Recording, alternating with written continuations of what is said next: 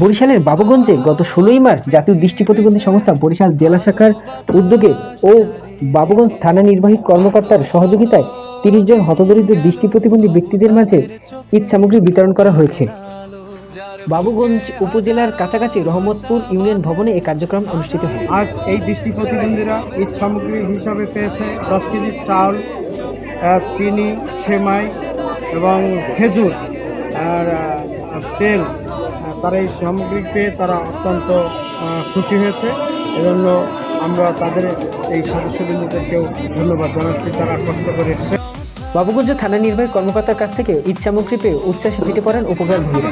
পাইছি, সেমাই পাইছি, চিনি পাইছি, খেজুর পাইছি, চাউল পাইছি। আচ্ছা, আপনি কি সন্তুষ্ট? হ্যাঁ, অবশ্যই আমি সন্তুষ্ট, আলহামদুলিল্লাহ।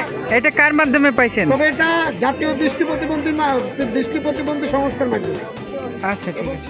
পরে জাতীয় দৃষ্টি প্রতিবন্ধী সংস্থা বরিশাল জেলা শাখার সাধারণ সম্পাদক মোহাম্মদ মনিরুল ইসলাম এই ত্রাণ বিতরণী অনুষ্ঠানের বিস্তারিত বিষয়ে তুলে ধরেন। তিনি বলেন, সামগ্রিক বিতরণী অনুষ্ঠান 2026। আমি আসছি এখন বাবুগঞ্জ উপজেলায় খানকুড়া। আজকে 30 জন দৃষ্টি প্রতিবন্ধীদের মাঝে ঈদ সামগ্রিক বিতরণ করেছেন এইখানের স্থানীয় উপজেলা নির্বাহী কর্মকর্তা মহোদয়।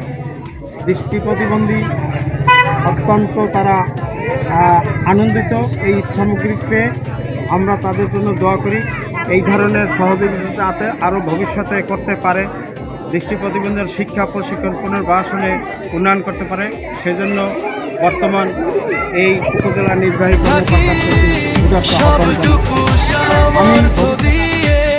জীবন থাকতে উপকার